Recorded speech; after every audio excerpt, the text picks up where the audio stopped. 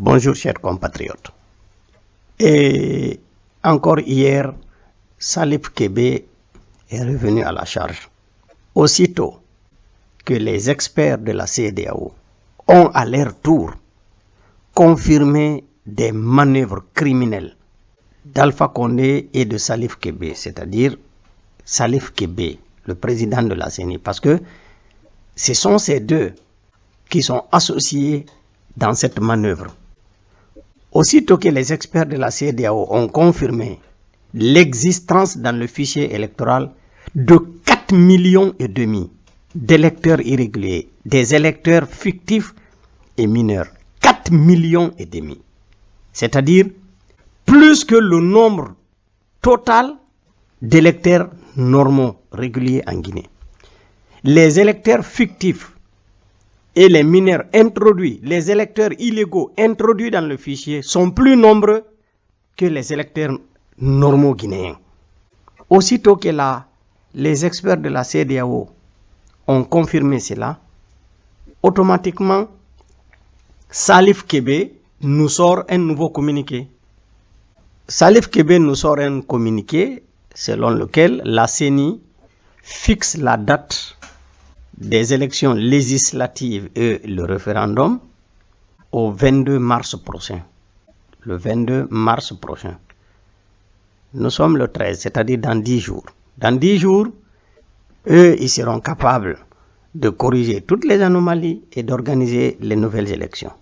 Mais, chers compatriotes, d'abord, j'aimerais bien savoir, quand Salif Kébé nous dit ici que les commissaires de la CENI se sont retrouvés dans une plénière et qui ont décidé de fixer la date des nouvelles élections législatives et du référendum au 22 mars, j'aimerais qu'on nous dise ici qui sont ces commissaires de la CENI.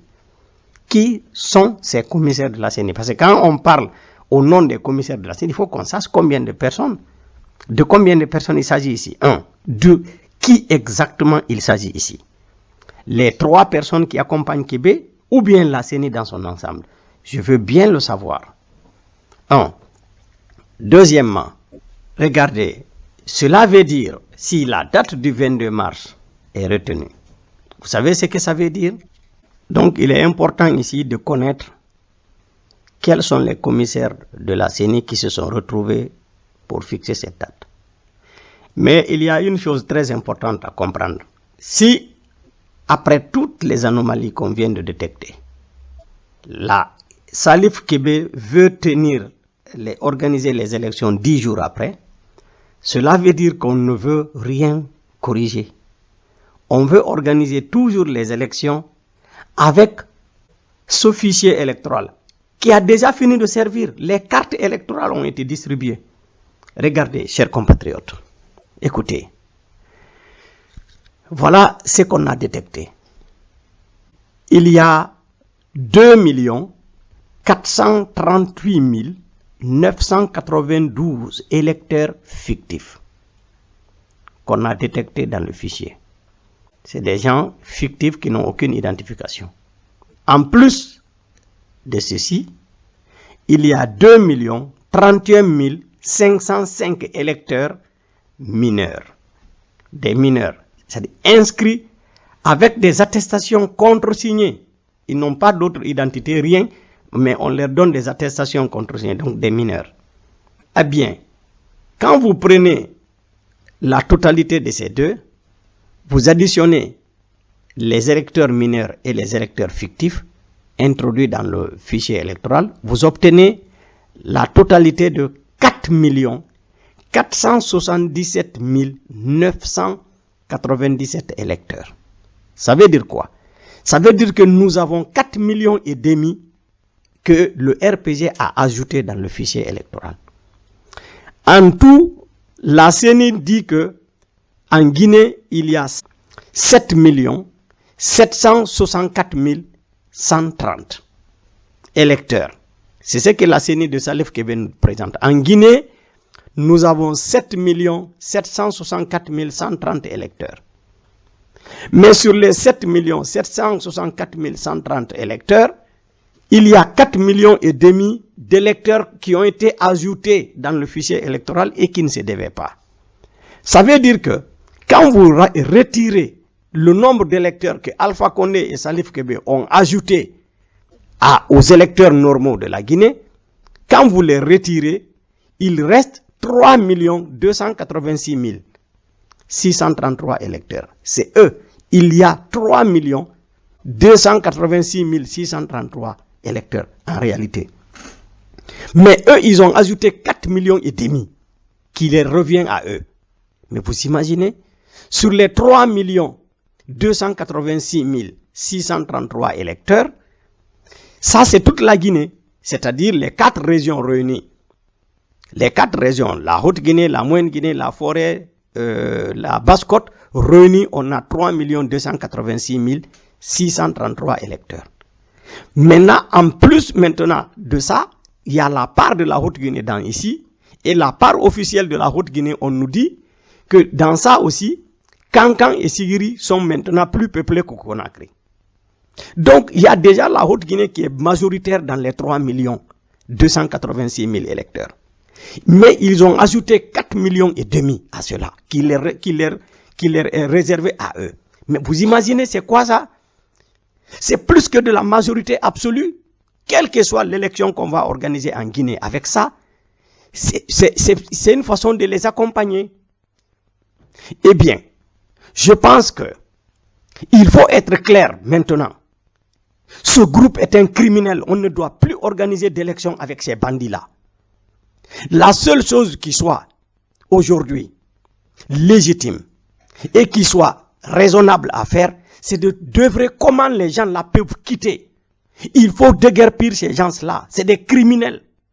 Comme la sœur Aminata l'a dit. Elle a dit, je lis le texte que Madame Aminata Bari a écrit dans un de ses commentaires. Elle dit, avez-vous remarqué, chers combattants de la démocratie, avez-vous remarqué que l'annonce fixant la date des élections et du référendum est faite aujourd'hui, le 12 mars 2020, alors que les leaders de l'opposition et du FNDC sont hors du pays et que la manifestation prévue en ce même jour a été annulée à Conakry? Comprenons que Alpha Condé mettra à son profit toutes les trêves et hésitations du mouvement populaire de contestation. Eh bien, c'est de la vérité. Je ne vois pas, Alpha n'a jamais reculé par rapport à ce qu'on lui demande d'abandonner. Alpha n'a jamais abandonné son projet. Donc, toutes les manœuvres de ce monsieur-là continueront dans ce sens. Mais pour quelle raison, quand il repousse la date, pour quelle raison le FNDC aussi s'assoit? On dit, bon, on abandonne, on annule tout ce qu'on avait prévu, on s'assoit. Mais ça, c'est quel genre, quelle façon de se battre, ça? On donne toujours la possibilité à ces criminels de se réorganiser et de changer de tactique. Il faut arrêter les hésitations avec ces gens. Ces bandits criminels, il faut les chasser de notre pays. Aucune élection ne doit être organisée désormais sous l'égide de ce pouvoir-là. Ce régime-là, c'est un régime pourri. C'est un groupe de criminels qu'il faut chasser avant de penser à une élection quelconque désormais en Guinée. Retenons donc ceci.